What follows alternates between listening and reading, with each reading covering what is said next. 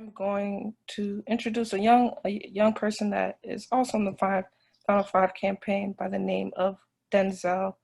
Um, I met Denzel probably a year ago, and I didn't really know him. I just saw him in passing, but um, I got to go inside with him in one of the think tank experiences, and that's when I really got to see how amazing of an individual he is. And he's going to share a piece really about his experience. Take it away, Denzel. Thank you, Emery. Today I'm going to be reading an excerpt from a report that we co-authored documenting our project in the 5 youth prisons. While co-authoring this report, I turned 21. Even though I was on COVID lockdown, it was my first birthday since I turned 14 that I was sprint as a free person. I spent 5 years locked up in youth prisons and detention facilities across Illinois. Birthdays 15 through 20 were spent behind bars, and only due to a change in the law regarding transfers of juvenile to adult criminal court in 2017, I spent my 21st birthday on the outside. Sarah from the Reimagining Youth Justice Project called me about a week after my release last summer. She asked if I would help her co-lead workshops for youth inside 5 youth prisons in Illinois. I served time in 4 of the 5 facilities. I could not imagine myself walking back into a prison I used to do time in for any reason. I knew I would not be a correctional officer, even though I know that job may pay well. I would not be able to sleep at night knowing that I would be participating and locking kids up.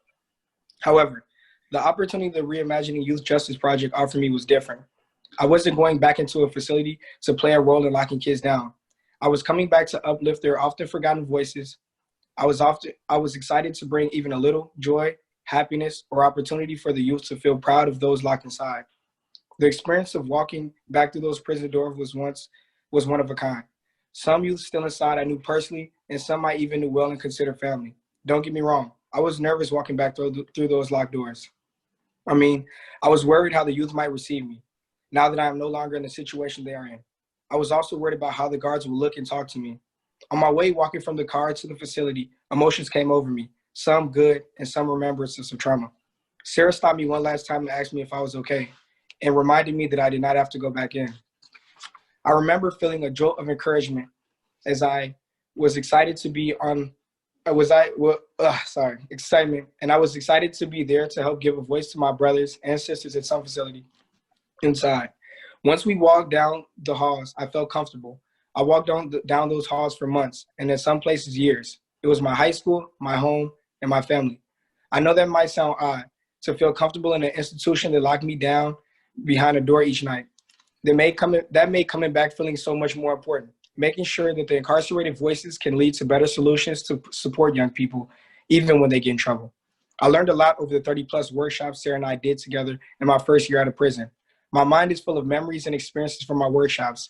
I have tried to highlight some of the most significant ones to me. The workshops allow youth to vocalize their experiences, both since being involved with the system and before, and how those experiences shape their ideas for innovative solutions to better address future versions of themselves. Even though we did something so simple, at the end of each workshop, we were always asked to come back for more conversations. They were thrilled to have the opportunity to provide creativity for the future. It was amazing to watch their excitement. We always asked to meet with the youth with no guards in the room. We had no issues, no disrespect, interruptions, or any disruptive behavior. These kids are supposed to be the worst of the worst in Illinois. We played games, passed around food and treats, and the youth dispersed all that we brought amongst themselves and shared. We always ran out of time because there was so much to talk about. I was very shocked to see that very few youth knew what rehabilitation meant, even though it was supposedly what the system is trying to provide. They usually cannot even give us a basic definition of the word, even though they've all heard it a million times over their court proceedings. As a part of the workshop, we will ask the youth to pretend they were judges, and we will give them a hypothetical youth to sentence. Not one youth participant ever sentenced the youth in the scenario without first asking the youth's circumstances. Why were they there, and what was their life like? They were much more interested in the kid than the case. Maybe the most important thing I felt the youth share was their desire to do better when they got out. Young people face huge challenges in their home communities: violence, poverty, poor education, lack of opportunity, and many other obstacles. But to them, it's a normal everyday life. The youth in the workshops consistently shared that if there were more to do in their community, that they would be involved in those activities. The streets offer very little other than gangs, and otherwise you would have to have money to access the opportunities outside of the community. I always appreciated how they responded to me sharing my story. They asked me to come back again and have more people with shared experience talk about navigating through life once they got out and overcoming the obstacles that they faced. They need someone to hear them out and listen to what they have to say to understand where they want to go and the difficulty they face before coming to prison and once they get out. So many of them have dreams of where they want to go. How can we provide them with a way to get there? Because all we have been providing them with, after making a mistake in a field full of landmines that they have to navigate in their communities, is prison. Their willingness to share their personal experiences that almost anyone would have a hard time sharing in a room full of new faces, oftentimes me and Sarah, was amazing. Their expressions of gratitude always escorted us out of the room. They repeatedly thanked us for giving them a chance to speak. Our response was to let them know that they were the ones to thank. They were brave, and we wanted them to know. In every group, emotions high and reflections very deep, there was always a palpable feeling and a desire to create a society that doesn't produce harm. And that society does not have prisons, and their sincere wish to have a meaningful path forward. Going back into those prisons to talk to the young people helped me see my own life, and therefore so many lives differently. Most youth in the communities don't have the perspective to know that many people, even those who live a few miles down the road from them, are not facing the same challenges. Youth end up in prisons as a punishment for behaviors and actions that is usually in response to their environment. Their environment is normalized for them, but it is anything but typical. It is anything but typical or equitable.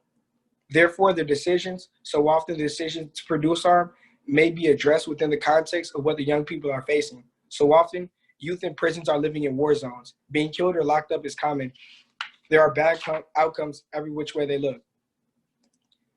It is hard to feel that it is possible to avoid mistakes or find a way to make better choices.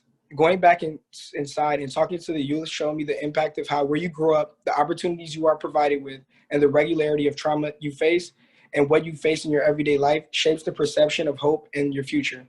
In my first week of college, someone showed me a photo of his high school in Florida. It looked like a resort. While I knew not everyone went to a high school like mine, it was only when I went back into the prisons that I realized how many young people, myself included, cannot imagine an outside of reality than their daily lives. After doing a couple workshops, I asked a group of young people if they would know how to get a gun. They all either knew how or who to ask. Then I asked Sarah in front of everyone if she would know how to get a gun.